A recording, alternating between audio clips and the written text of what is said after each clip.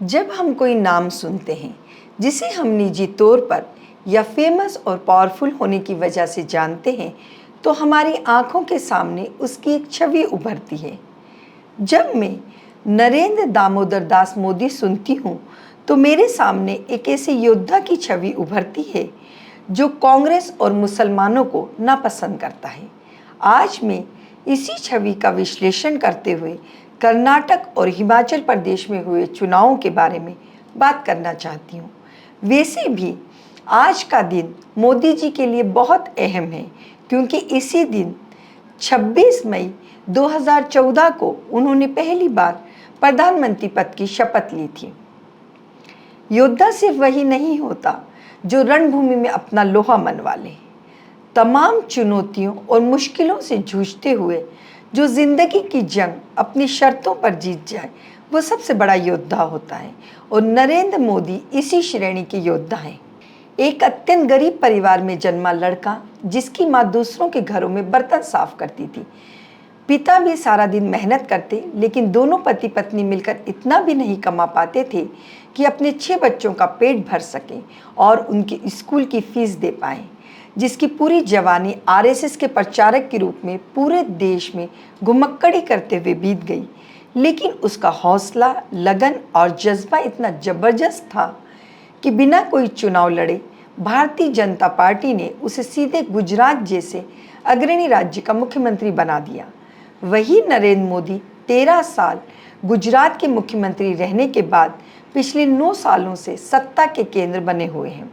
उन्होंने अपने दमदार व्यक्तित्व से देश विदेश में करोड़ों लोगों को अपना प्रशंसक बना लिया।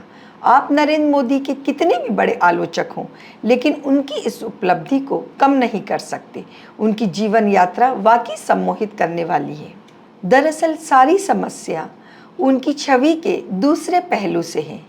भाजपा सरकार के पिछले 9 साल का रिपोर्ट कार्ड तैयार किया जाए तो ये सामने आता है कि सामाजिक सौहार्द और आपसी भाईचारे में इसका प्रदर्शन सबसे खराब रहा। सरकार में जिम्मेदार पदों पर बैठे लोग धर्म के नाम पर देशवासियों को आपस में बांटने में लगे हैं। मीडिया के जहरीले एंकर सरकार के इसी विभाजनकारी नैरेटिव को देश के कोने कोने तक पहुंचा रहे हैं। इसी का नतीजा है कि मुसलमानों को इस देश में कभी इतना अपमानित और प्रताड़ित नहीं किया गया जितना इन सालों में किया गया। मुसलमानों की हैसियत दोयम दर्जे के नागरिक की हो गई है। भाजपा सरकार में मुसलमानों का प्रतिनिधित्व पूरी तरह खत्म कर दिया गया। देश के इतिहास में ये पहली बार है कि संसद के दोनों सदनों में सत्ता पक्ष की ओर से एक भी मुस्लिम सांसद नहीं है। जी हाँ, देश की 20 करोड़ से ज़्यादा आबादी का कोई नुमाइंदा सरकार में नहीं है। ये सब वर्तमान सरकार की सोची समझी रणनीति के तहत हो रहा है, क्योंकि मुसलमानों का अपमान ही तो कट्टरपंथियों को आरएसएस और भाजपा के करीब लाता है। मुसलमानों के बाद अगर किसी को सबसे ज़्यादा हाशिए पर धकेला गया तो वो कांग्रेस और उसके नेता हैं। प्रधानमंत्री मोदी ने कांग्रेस मुक्त भारत का नारा दिया। उन्होंने संसद में अपने बड़े बड़े संबोधनों और चुनावी भाषणों में अपनी उपलब्धियों की तुलना में कांग्रेस और उसके नेताओं की बुराइयां ज़्यादा की हैं। जिस कांग्रेस पार्टी ने देश की आज़ादी के आंदोलन को जन आंदोलन बनाया, जिसके नेता जेल गए, जिन्होंने देश के लिए अपनी शहादत दी, उनको अपशब्द कहे गए, उनका मजाक उड़ाया गया और उनको नाकारा बताया गया। कट्टरपंथियों ने तो कांग्रेस के सबसे बड़े नेता, जिन्हें देश राष्ट्रपिता मानता है, उनको भी नहीं छोड़ा।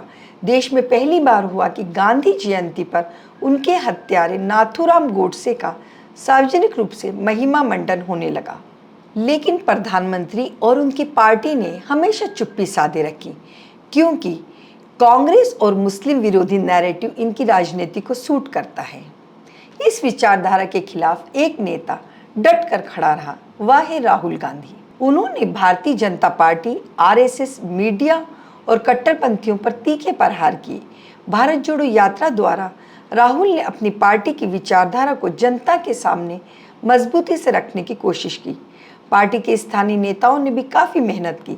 धीरे धीरे कांग्रेस के पक्ष में माहौल बनने लगा। पिछले 6 महीनों में कांग्रेस ने हिमाचल प्रदेश और कर्नाटक जैसे 2 राज्य भाजपा से छीन लिए। वहीं आम आदमी पार्टी ने भी एमसीडी यानी दिल्ली नगर निगम जीत लिया, जिस पर पिछले 15 सालों से बीजेपी का कब्जा था।